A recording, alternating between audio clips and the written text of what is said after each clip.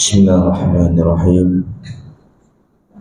Assalamualaikum warahmatullahi ta'ala wabarakatuh. Alhamdulillah rabbil alamin, wassalatu wassalamu ala asyrafil anbiya wal mursalin wa ala alihi wa sahbihi ajma'in. Raditu billahi rabban muslimin dina bi Muhammadin nabiy wa rasulah. Allahumma salli ala sayyidina Muhammad wa ala ali sayyidina Muhammad.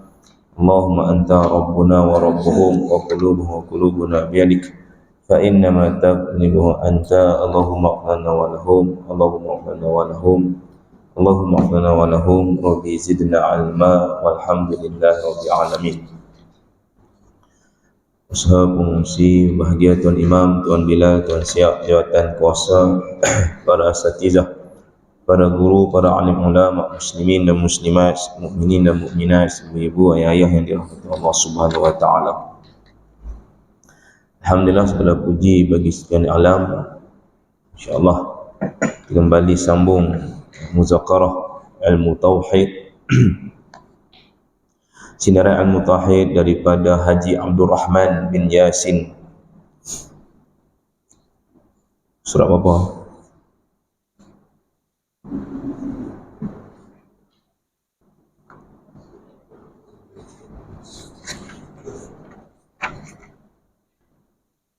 Baqaq dah kan.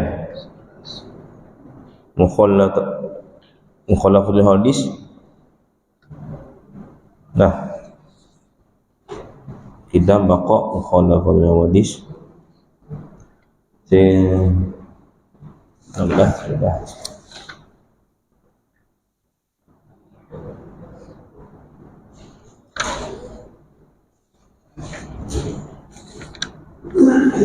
Pelajaran ke-11. Ya. Qala mu'allif rahimahullahu ta'ala.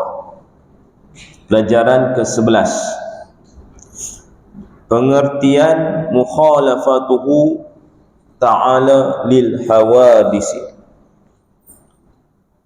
Apa arti mukhalafatuhu ta'ala lil hawadis? Apa maksudnya? Apa makna dia?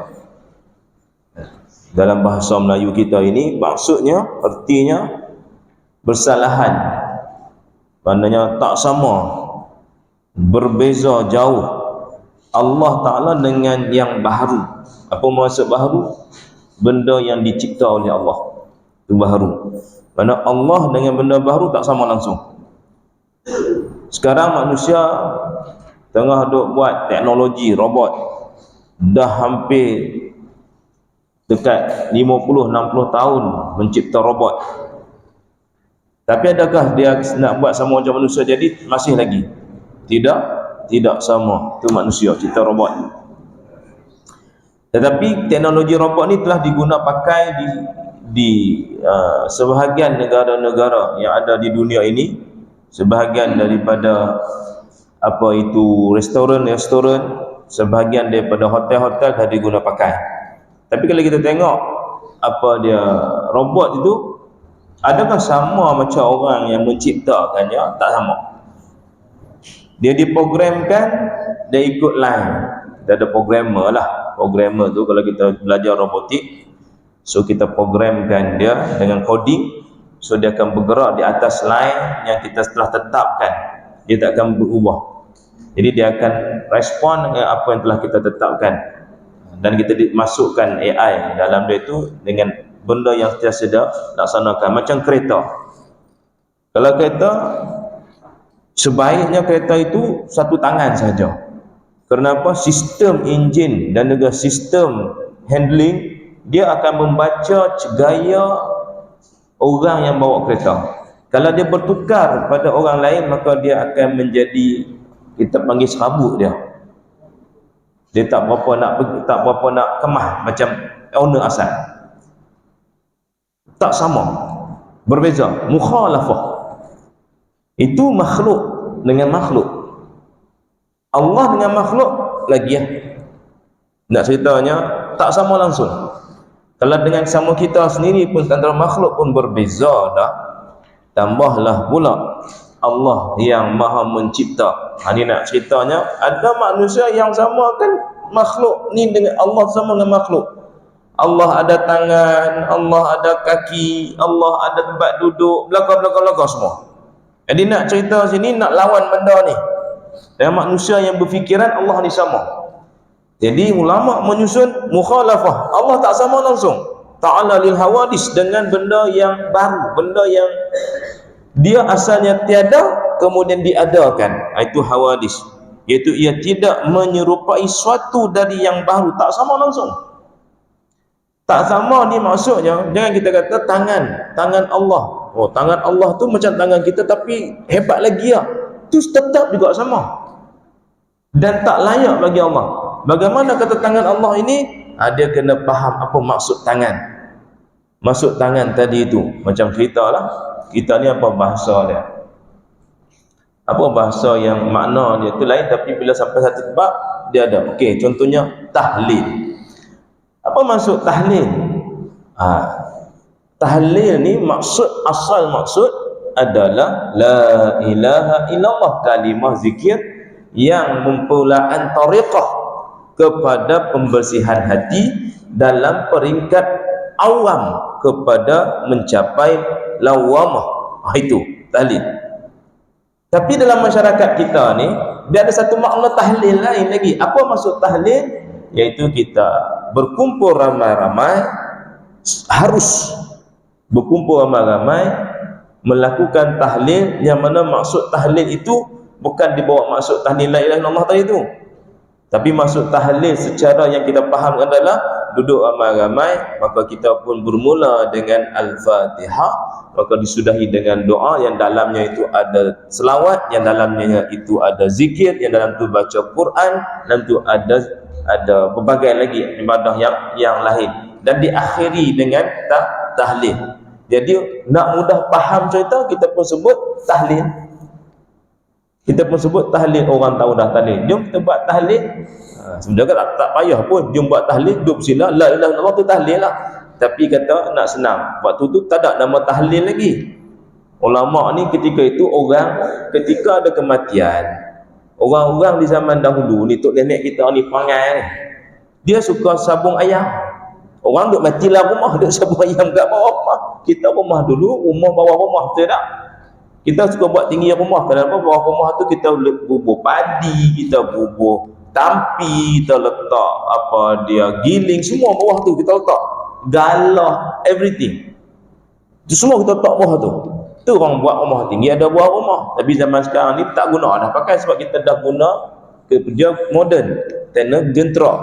Jadi buatlah rumah bawah. Tapi itu bawah tu. Jadi bila ada kematian, duduk atas rumah mayat tu, duduk bawah tu duduk min sabung ayam, ada yang duduk min judi, macam-macam perangai ada dekat situ.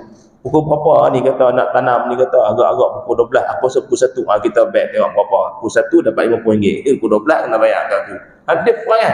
Tu zaman tu 30-an, 40-an dulu, 50-an dulu. Maka ulama tengok ni perangai buruk ni, perangai tak elok ni. Macam mana nak buat ni? Daripada hang duduk sana seorang duduk sembang tantu hala ni, sembang ni duduk sambung ayam, duduk main judi ni, duduk apa semua ni, mari kita duduk atas beranda ni ramai-ramai, kita baca sikit Quran, kita baca 3 kul, kita zikir. Orang pun tengok dah tok imam kata Al-Fatihah, automatik kita ni sebut Al-Fatihah. Tak ada duduk menyanyi. Al-Fatihah, semua berhenti baca Fatihah. Orang pun baca Fatihah, dia mula baca Fatihah, ramai baca Fatihah. Lepas tu tok imam sama mula qul Allahu ahad. Sebab apa? Qul Allahu ahad, orang tahu dah, orang tahu. Bacalah qul Allahu ahad, qul a'udzu birabbil falaq, qul a'udzu birabbin nas.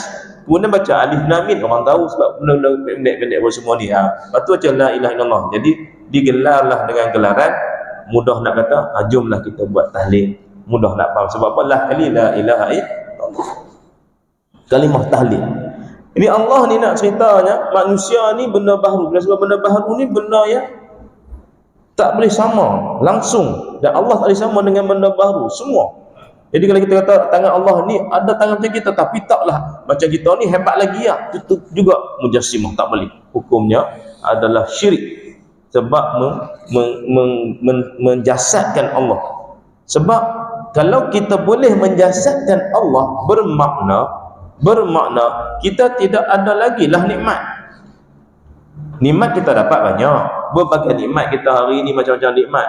Nikmat apa, makan, nikmat nyawa, nikmat masuk jamban, apa semua tu nikmat je lah. Kalau tak boleh berak, tak boleh kencing, mampukah? Kena tebuk lubang. Betul? Macam-macam. Tapi ni nikmat Allah lah bagi. Syurga, nanti ada manusia akan masuk syurga. Kita akan masuk syurga. Tapi syurga ni nikmat kecil lah, nikmat yang tak ada apa pun. Tapi kita ni Allah bagi nikmat tu besar lah. Dalam nisbah nikmat tadi tu, nikmat paling besar tadi tu adalah masuk syurga. Tapi nikmat di sisi Allah, syurga tu kecil lah, tak ada apa pun. Kena ada nikmat lebih besar lagi. Apa nikmat lebih besar lagi? Yang inilah nikmat yang kita nak pergi cari. Kalau orang mencari syurga, itu manusia yang imannya masih kecil. Kenapa hamba ibadah semayang? Kerana aku nak masuk syurga. Itu ibadah dia adalah iman yang paling lekeh sekali. Kita berasa hebat. Kenapa kita berasa hebat orang yang semayang nak dapat syurga? Kerana kita orang awam. Orang awam ni apa? Sebab la ilaha illallah pun kita tak habis-habis. Tak? Kejap ingat, kejap tak ingat. La ilaha illallah pun kita lupa. Kan lupa makna sebut tu, tak tahu apa yang kita sebut. La ilaha illallah tu kita tak tahu apa kita buat, nafi isbat kita tak selesai. Itu orang awam memang nak syurga. Kenapa? Tapi bagus tak orang awam? Itulah makam orang awam yang paling bagus sekali. Kenapa dia nak syurga? Paling bagus. Tetapi makam yang lebih tinggi daripada tu, dia adalah benda yang tak guna pakai dari segi keimanan orang-orang yang hebat lagi. Sebab dia orang awam. Orang awam ni orang biasa. Masih lagi duduk. Orang awam ni mana masih lagi ada buat maksiat. Kadang-kadang dia bertobat, kadang-kadang dia lupa. Tu kita semua tu. Jangan kita kata aku dah datang semayang semua tak. Kita masih orang awam. Dia ada peringkat-peringkat, ada itu bahas yang lalu lagi lah. Jadi Allah ni kita tak boleh sama. Sebab nikmat paling besar sekali adalah melihat zat wajhullah, melihat zat wajah Allah. Kalaulah kita boleh kata Allah itu ada tangan macam kita tapi hebat lagi, ada muka macam lebih hebat lagi, maka apa artinya nikmat yang lebih hebat? Sedangkan syurga tu nikmatnya lebih hebat lah, besar dah nikmat 70 kali ganda. Orang yang masuk syurga, Allah izinkan beberapa sahabat Nabi masuk syurga, kemudian dia balik ke dunia ini, dia tengok manusia ni, dia berasa begitu hodoh, begitu buruk, begitu keji. Sebab syurga ni tak boleh nak dibayangkan. Hingga dibayangkan oleh Allah, kalau satu jari bidadari itu diperlihatkan kepada dunia, ramai manusia yang akan mati ataupun gila, kerana begitu cantik. Hebat dah tu, terlampau hebat dah. Tetapi masih lagi kecil. Tak ada apa pun nikmat syurga. Tak ada apa pun. Kenapa? Ada nikmat lebih besar. Tapi kalau kita kata Allah ni dia boleh duduk apa semua, apa dia katakan nikmat? Itu kita mukhalafatul hawadis, Allah tak sama langsung. Dan kita hanya boleh lihat Allah dalam syurga. Itu pun dalam syurga Allah pilih siapa yang boleh lihat Allah. Kemungkinan tak ada orang, ada juga orang tak dapat lihat Allah. Dia masuk syurga tapi tak dapat lihat Allah juga. Tak ada, nikmat dia takat tu saja, dia rugi. Sebab tu tanya sahabat ni kata, aku kan nak peduli tentang syurga, aku tak peduli tentang neraka. Orang kata kenapa kau ibadah banyak apa semua, nak apa-apa lah tak. Aku tak heran, aku syurga ke, aku neraka tu aku tak kisah. Tapi aku takut, ni namanya khauf wa raja. Aku takut Allah tak terima amalan aku, dan aku berharap sangat Allah terima amalan aku. Tu khauf, takut Allah tak terima amalan kita. Dan aku berharap raja, aku harap sangat Allah terima amalan aku. Khauf wa raja, dia nak tu ya. Allah dia nak bagi syurga, neraka tu pulang pada dia. Sampai satu tahap lagi dia kata, Allah nak terima ke tak nak terima ke, tu pulang pada Allah. Yang tahu aku dah boleh buat ibadah yang Allah wajibkan pada aku. Tu ada peringkat-peringkat ni. Ada khauf wa raja ni yang kita sebut, tapi selama ni kita dah sebut ya, tapi tak tahu punca. Apa dia? Taqabbalallahu minna wa minkum.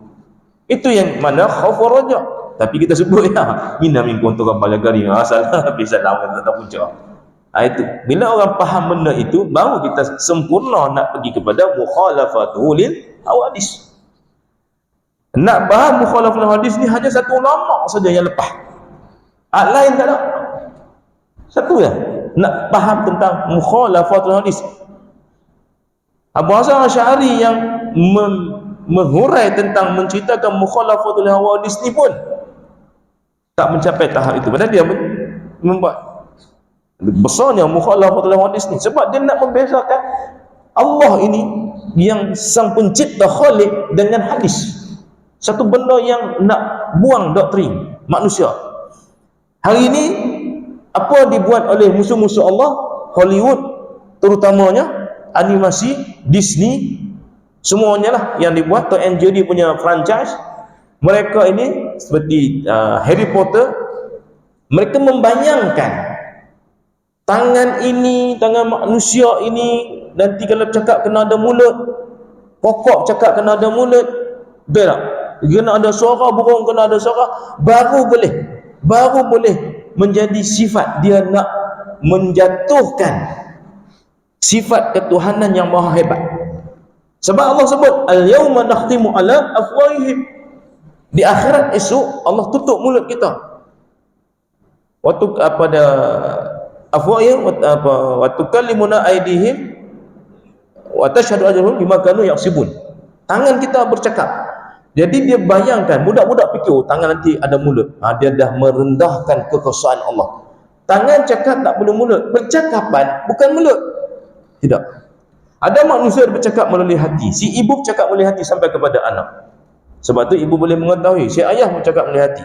Sebab tu hati ini, disitulah terletaknya kekuatan segala benda. Ala fi jasadi mudghah.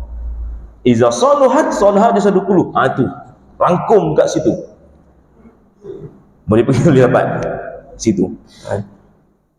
Jangan juga saya duk hurai sampai tahu tu masjid-masjid.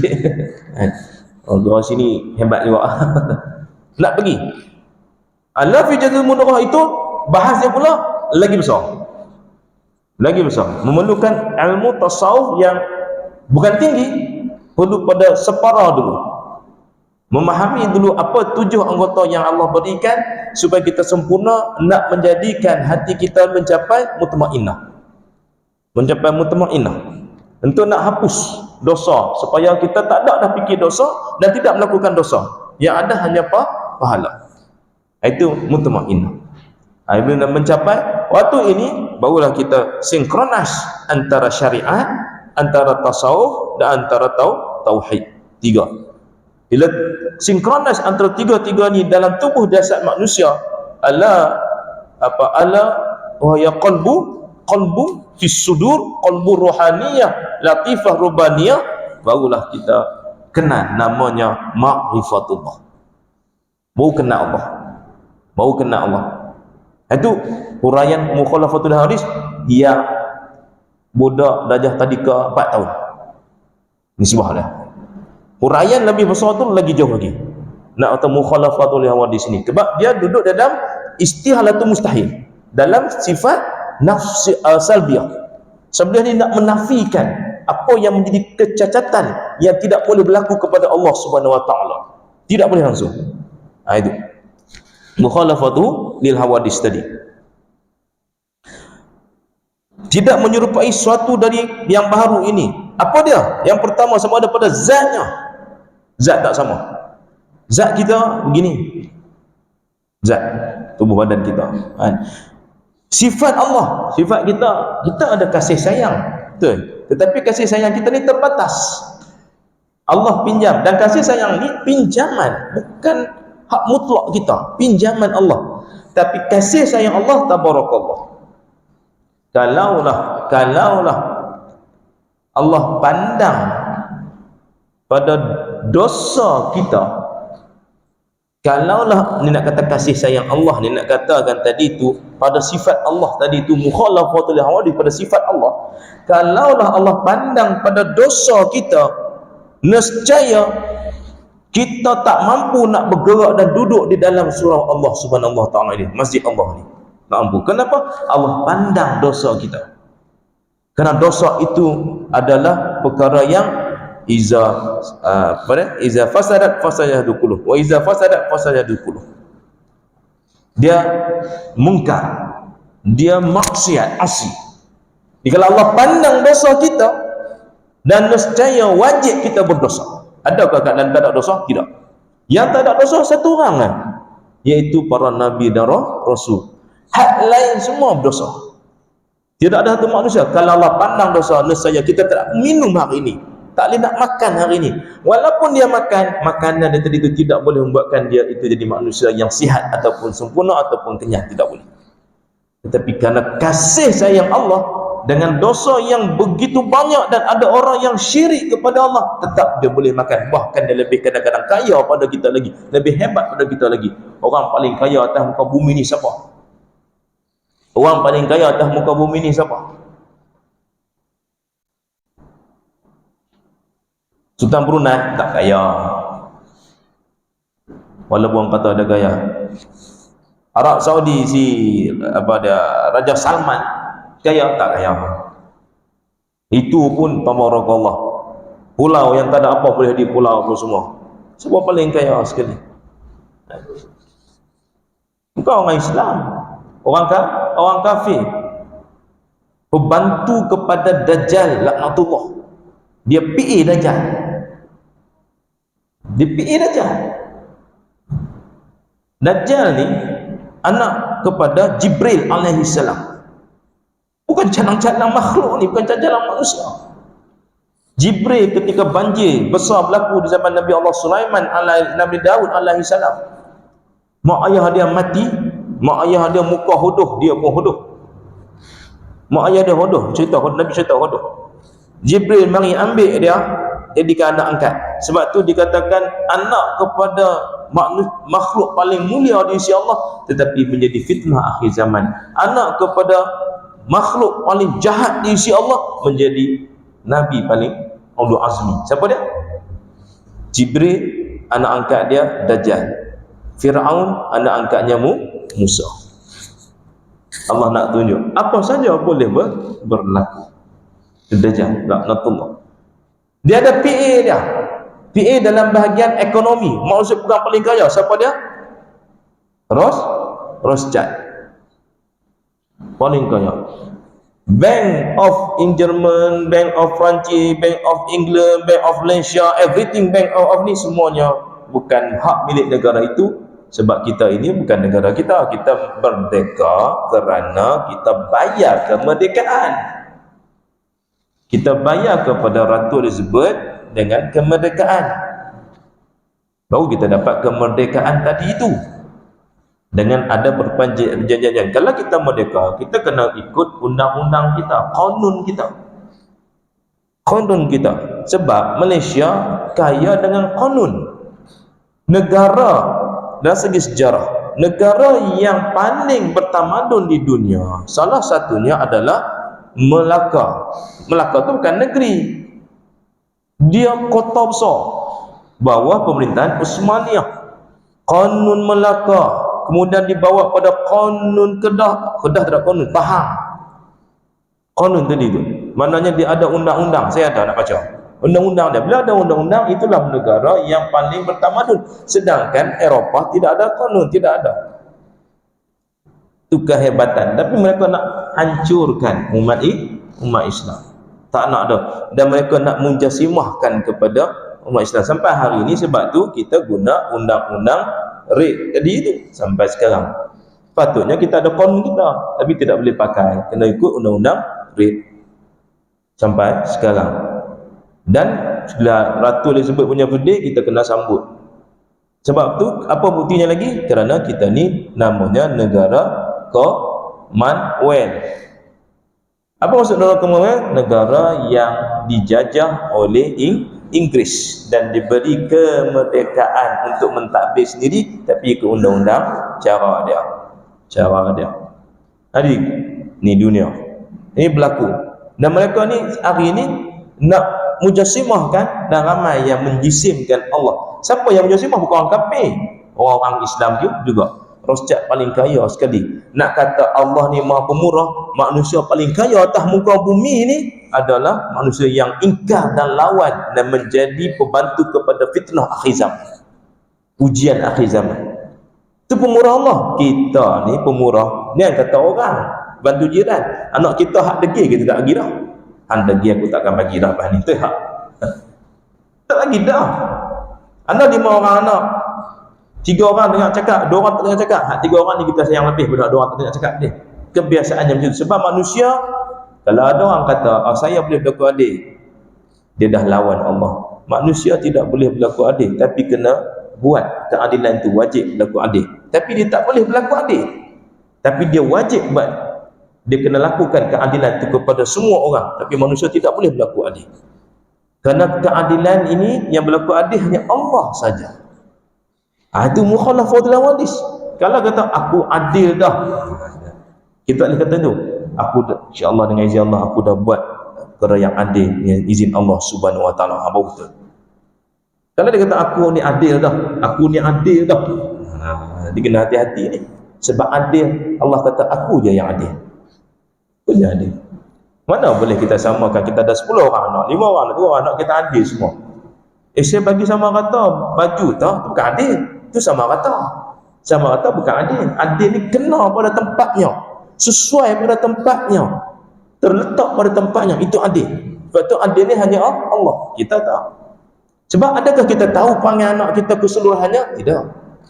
Zahirnya itu kita tahu, tapi keseluruhan kita tahu panggil anak kita dia suka apa? Tidak. Kadang-kadang anak ni nak jaga hati mak, nak jaga hati ayah, sebab dia anak yang soleh, maka dia tak mau menyusahkan. Adakah kita akan bagi benda dia tak suka makan ayam, dia suka makan daging, tapi kita beli ayam hari-hari, tengok dia duduk makan, kita berasa, oh anak aku semua suka makan ayam, padahal siapa tak suka makan ayam. Adakah kita adil? Itulah tak adil lah. Boleh faham? Tapi adakah kita salah? Tidak. Itulah sifat makhluk. Allah nak bagi tahu, hang takkan sama dengan aku. Mukhalafatul awadis. Boleh sama. Tiba-tiba kita kata boleh sama. Itu kita kata kena sinkronis. Itu mana kita ma'rifatullah. Tapi ada kata, oh, aku dah tak boleh laku adil, tak payahlah aku tak payah buat adil. Itu dah jadi Jabariyah pula. Oh, payah begini, bukan payah. Kena katanya, walaupun kita tak boleh berlaku adil, itu di sisi Allah nak bagi tahu kita tak boleh sama dengan Allah. Tapi Allah perintahkan manusia mesti adil dengan kemampuan, pengetahuan, keilmuan kita. Jadi kita tahu anak aku ni dia suka makan ayam, padahal dia tak suka pun, tapi sebab dia anak yang soleh, dia tak nak cakap banyak dan dia nak jaga, maka dia anak yang soleh. Letak Allah tu tepat dah. Atau adil Allah tepat dah, anak ni anak soleh. Hak ni pula mungut saja, dia suka makan ayam tapi membebel lah, hari-hari ayam, padahal dia suka ayam, dia makin banyak makan ayam. Nampak? Allah tak tu perangai tak elok lah. Even kita pakai selipar, bawa kereta, duduk kat rumah, tiap-tiap mana, semua Allah tak. Kita ngajak mana, Ustaz Azam ngajak sekolah mana, saya ngajak kat mana, tu semua Allah tak letak. Dia tak letak dalam suka-suka hati. Itu namanya adil. Kenapa? Nanti dia akan pergi pada sifat ma'ani. Nak kena Allah ni almun. Makna. Jadi itulah dimasukkan sifat Allah. Sifat Allah. Ringkasnya tadi tu. Ringkas pun saya pun pening tak tu. Benda duk bunyi ni. Diringkas. Tapi kalau ngaji dengan Tok Guru lagi detail. Kalau ngaji Tok Guru tak boleh tu. Saya punya pen saya kena pegang kat tangan. Saya tak boleh pandang muka dia dah. Bukan dia pandang, tak sempat nak pandang. Sebab kita nak tulis semua ni penuh ni, tak cukup, penuh ni, penuh kan? Kalau ngaji tauhid kena, bukan ngaji tauhid semua ilmu tulis penuh, takut terlepas apa yang disebut kan? Itu orang yang ngaji memang takut terlepas terjatuh apa yang disebut. Saya tu takut terlepas ni. Nak boleh faham kan? Tapi pun tak cerdik kat bodoh lagu tu kan? Itu sifat Allah, ringkas hak lagi tujuh lagi lah. Kena mengaji dengan Tok Guru besar lain lah. Seterusnya, Allah ni tidak sama kepada sifat, kepada zat dan pada perbuatan Allah.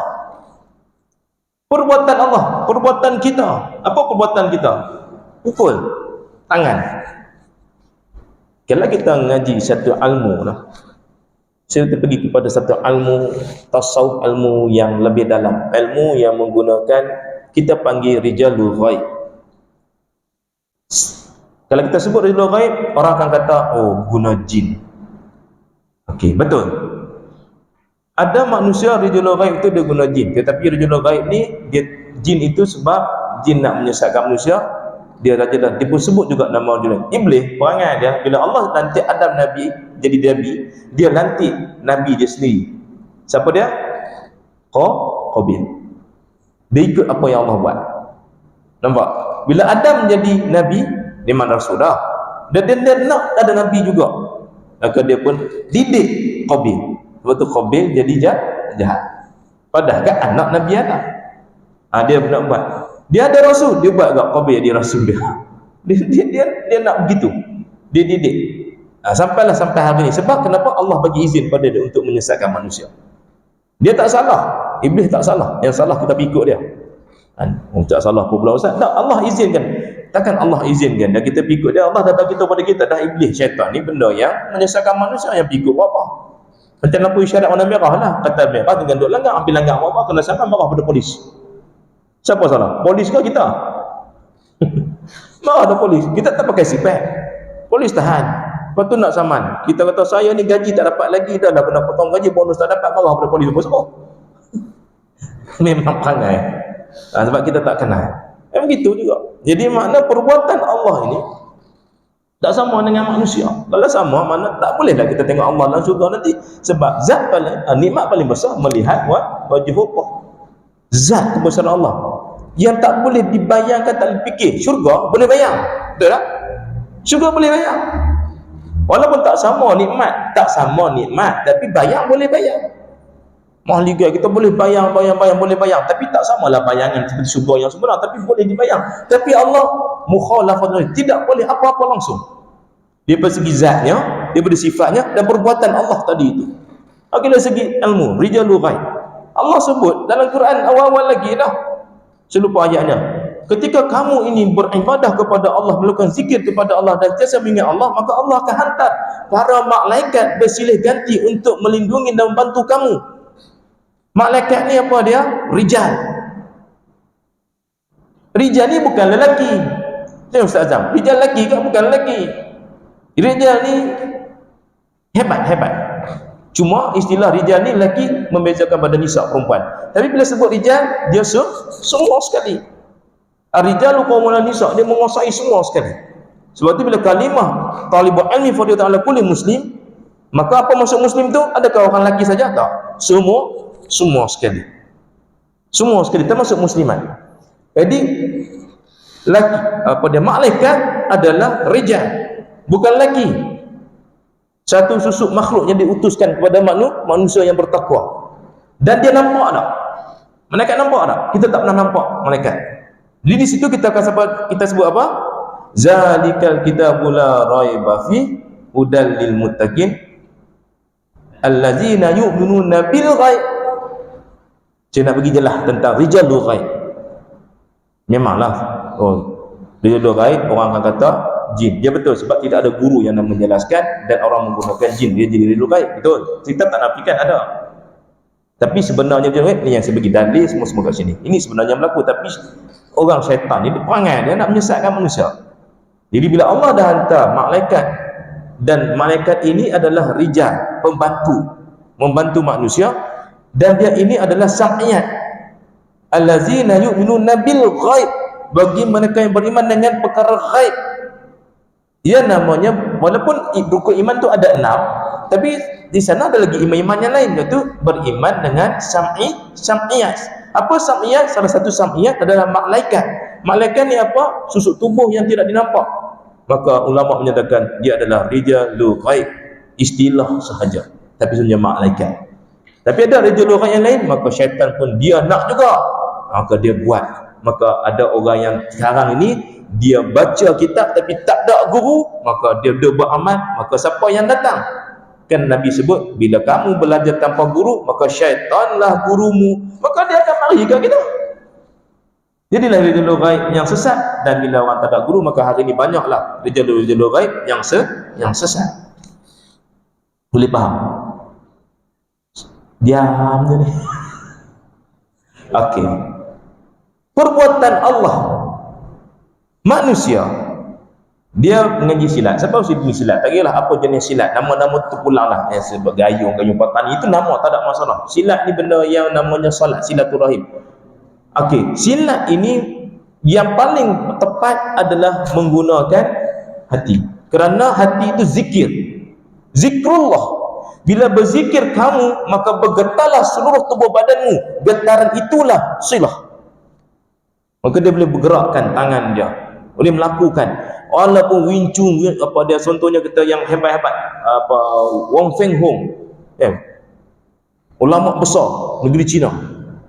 Kita tengok filem Wong Feng Hong, silat apa kung fu je, ulama besar negeri China yang menyebarkan Islam, pahlawan Islam Wong Feng Hong. Dan kita hari ini kita tengok Wing Chun, betul? Semua itu adalah silah-silah yang dibawa sampai ke tanah. Kalau Wing Chun ni terkenal di sebahagian di Johor. Namanya orang Sayyidina Muhammad, gerakkan liat. Sama. Gerakkan liat. Digerakkan tubuh badan. Kalau saya mengaji silat pulut. Silat pulut, nama silat pulut. Tapi bisanya tabarakallah. Orang boleh mati. Geraknya sikit je. Sudahnya haji duduk sana, saya duduk sini. Bila-bila masa saja haji ni saya boleh mati kan. Mati dengan izin Allah. Mana kita istilah mati, mana kita boleh pukul dia. Sebab tu, sebab saya ramai guru dalam ilmu kebatinan, saya banyak guru, bukan guru-guru yang apa? Guru-guru yang main timbul-timbul tak, para ulama tok-tok guru. Antara amah tuan guru Harundin. Lama lagi Ustaz Anafiah, satu Ustaz Azam pun ada. Guru saya Ustaz Mustaq Hasan, orang paling pakar di Malaysia ini dan Nusantara ini dalam bab sihir, bab santam. Saya ambil ijazah 2 kali dengan dia. Saya nak murid dia. Saya boleh putuskan jantung manusia dengan hanya kalimah qul huwallahu ahad, Allahus samad, lam yalid walam yulad walam yakul lahu kufuwan ahad. Sebab kita nak keluarkan santal tu badan, dia tak boleh kita duk baca benda-benda biasa. Tak boleh. Dia huwallahu ahad dan tak boleh tepuk kuat, dia kena slow saja sebab terlampau kuat. Satu ketika kita nak test ilmu ni, burung tengah terbang, qul huwallahu ahad, kita libah gini saja, jatuh berterbu burung. Itu manusia, makhluk yang Allah berikan. Allah berikan kekuatan begitu.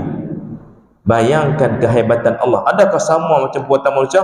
Perbuatan orang yang berilmu dengan perbuatan orang yang tidak ada ilmu pun beza dah.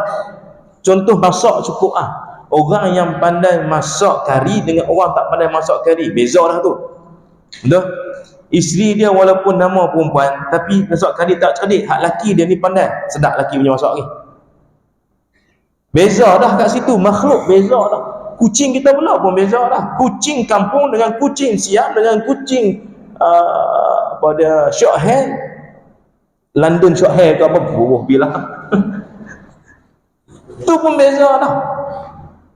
Burung, saya bela burung banyak. Saya tak bela burung Malaysia, tak main aku overseas. Burung kata macam jenis bukan sedap. Perangai beza-beza. Tu burung beza dah perangai. Dia beza perangai. Hak ni perangai lain, hak ni saya ada puluh jenis burung. Kakak tahu saya ada, hak hilang, hak habis semua. Kan? 100,000 dah saya habis. Burung. Kereta, sebanyak kereta. Jenis kereta. Perangai beza-beza. Hak tu kereta. Kan? Cuma rimau saya tak bela. Ular, saya bela. Pun beza perangai. Hak ni ular ni tahu perangai dah, ni ular ni perangai dia lain. Hak ni king cobra lain, king cross lain, hak ni ular katan tebu lain, berapa bentuk katan tebu, warnanya apa, lain beza. Tu makhluk. Pun dah beza. Bayangkan perbuatan Allah ni jangan kita samakan langsung, tak boleh. Boleh bayang tak? Langsung tak. Itu mana mukhalafatul hadis. Perbuatan Allah tak boleh sama langsung. Walaupun sebesar zarah tak boleh sama. Kenapa? Perbuatan Allah tanpa apa-apa pun, iza arada syai'an an yakula lahu kun fayakun, maka berlaku tsunami. Tsunami itu kita berasa geruna, Allah, siapa takut saya masa tsunami saya duduk tingkat 6. Tsunami itu berlaku saya duduk tingkat 6 di S1, kondominium saya duduk tingkat 6. Apartment kat tingkat 6. Saya tengah duduk kursi macam ni, saya tengah duduk baca buku. Ketika tsunami itu berlaku, saya ingat malam tu lebih kurang pukul 7.30, 8 gitu. Kursi ni, masa tu kursi biru ke apa tak, gegar macam dah. Saya duduk kata apa? Saya duduk tepi belakang, saya ingat ada orang, tak ada orang. Jin pun bukan, orang pun bukan rupanya. Wahai bergerak, bangunan tu bergerak begini. Saya tengok semua orang dah berlari. Muslimin yang dirahmati Allah SWT, bayangkan daripada tingkat 6, tingkat 7, tingkat 9, semua tu tak sampai 10 minit semuanya dah sampai ke bawah. Itu perbuatan Allah. Tidak siapa boleh memikirkan apa dia ada. Kita kalau nak gegar, puas nak pasang, nak kocok, cuba beramai-ramai kita pergi panggil satu taman apa ni, Sutra Mas, apa? Apa? Harta Mas. Harta pun mah dah ni. Pergi kocok ni tengok, gegar. Tak gegar. Tapi manusia, saya nak cerita tentang kehebatan manusia yang bernama Amerika.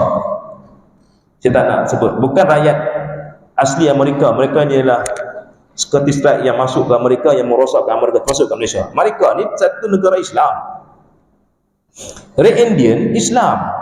Bahkan Red Indian tu ada daripada kelompoknya orang Melayu. Pakaian Red Indian, sebahagian dia pakai apa? Baju Melayu dengan samping. Dia kena pergi jauh lagi. Kena pergi jauh, kena pergi. Saya bercakap, jangan pelik, sebab saya orang yang ahli sejarah. Saya pengkaji sejarah. Dan ramai orang datang jumpa bila nak berkaji sejarah. Saya pergi ke mana-mana tempat untuk sejarah. Tengok tempat itu apa yang berlaku. Baru ni saya boleh pun ke Sabah pun sebab saya tengok tentang sejarah. Tempat buat tembikar yang dulu. Mereka ni ada satu senjata yang paling hebat. Di bawah haid, atas itu ada lagi senjata. Senjata mereka ni ada gelombang. Bila saya dengar orang azan sini, ni speaker ni, okey, dia ada tune dia. Saya orang yang cerewet sikit. Dia ada tune dia. Dia gelombang ni. Gelombang ni tak jadi masalah sangat. Tapi dia akan merosakkan kita punya jantung dan saya sakit tekuk. Gelombang. Sedap dah dengar kan. Dia gaun ni semua tu. Dia satu lagi, kita ada alfa, kita ada beta, ada delta, kita ada apa ni, banyak lagi kan. Benda yang tu yang kita tidur ni, delta ni. Satu gelombang, China, Oklahoma, mereka ini dihentam satu gelombang ultrasonic. Bam, boom. Dia akan pergi dum. Siapa pun tak nampak. Dum. Sampai menggunakan hancur. Tak nampak. Hancur. China banyak kena. Jahat. Sebab Amerika ni dia kalah dalam ekonomi dengan China. China dia pegang ekonomi. Dan dia punya pemerintah benarkan China ni dia kopi apa saja. Bila dia kopi sampai syarikat tu jatuh, tak nak kita kena hantar ke China. Jadi barang banyak made in China. Jangan kita kata made in China tu lekeh tak. Dia ada level dia. Tapi kalau kita kata handset iPhone, iPhone pun ada made in China. Tapi adakah dia barang yang lekeh? Tidak. Kerana dia ada strategi. Saya tak nak cerita benda itu. Saya nak cerita tentang gelombang tadi tu. Tak nampak. Tapi perbuatan manusia itu, kita tak ada senjata tu. Tapi buatan manusia, boom. Dia boleh sampai 5,000 km. Boom, bam. Bangunan tadi tu boleh, bila kena hentak, boom, jatuh. Jadi dia betul pergi dah. Dia boleh tegak, dia tak boleh seleweng. Dia boleh musim-musim ni adalah senjata-senjata yang bentuk fizikal. Ini bentuk gelombang. Apa maksud gelombang ni? Yang ni kita ada handset dengar, hard speaker kita dengar cakap ni, yang ni gelombang. Dia ada gelombang. Dia pergi, boom. Dia kita ada satu side height di atas angkasa dan di bawah laut. Perjalanan bawah laut. Saya ada anak murid yang memang dia mampu alam umur 70. Kerja bawah laut. Macam mana bawah laut ni? Pasang paip apa semua. Itu perbuatan manusia tak nampak. Bayangkan Allah punya perbuatan macam mana. Allah perbuatan lebih hebat daripada itu. Ini kita nak sebut tu mukhalafah hadis, maknanya kalau kita kata samakan Allah ini gitu gini perbuatan Allah sama, mana itu bukanlah Allah. Sebab Allah ni mukhalafah hadis, tidak langsung sama. Nah, itu makna perbuatan Allah. Maka selesailah, cukup satu soalan. Nanti kita sambung soalannya yang kedua. Kau nak sambung lagi? Sekolah dah bunyi azan kan. Nanti kita sambung soalan kedua. Apa makna persalahan pada zat? Ini dia cerita secara ringkas. Tadi saya cerita tu maknanya saya ambil benda yang tetap bersesuaian dengan kefahaman kita tadi itu. Apa yang baik itu daripada Allah Subhanahu Wa Taala. Yang buruk, yang lemah itu berada di sisi maaf banyak-banyak. InsyaAllah nanti kita akan sambung. Tolong tanda lah apa makna bersandar pada zat, iaitu zat mukhalaful nawadis itu. Apa dia? Benda ni ringkas sajalah. Saya dah sebut tadi sebenarnya. Saya dah sebut tadi ringkas. Kita insyaAllah kita sambung bulan depan kan? Ya kan? Bulan depan insyaAllah. Ilmu yang salah, ilmu tidak betul, terlepas cakap, mohon betulkan, mohon tinggalkan. Ilmu yang bermanfaat, mohon Allah berikan izin untuk kita faham dan beramal dan mendapat syafaat Nabi SAW daripada masyarakat insyaAllah. Amin. Halal makan dan minum. Jazakum khairun jazak. Wabillahi taufiq wal hidayah. Wassalamualaikum warahmatullahi taala wabarakatuh. Allahumma anzil rahmal maghfirah wal barakah sadana di majlis Allah fakina fi dini nabi ta'wil waj'alna min sanatina min zurriyyatina rabbana wa taqabbal rabbi zidna ilma. Allahumma barik lana fi Rajab wa Syaban wa barik lana Ramadan wa sallallahu alaihi wa sallam Muhammad wa alihi wa sahbihi wa barik wa sallam. Alhamdulillah rabbil alamin. Allahumma minkum.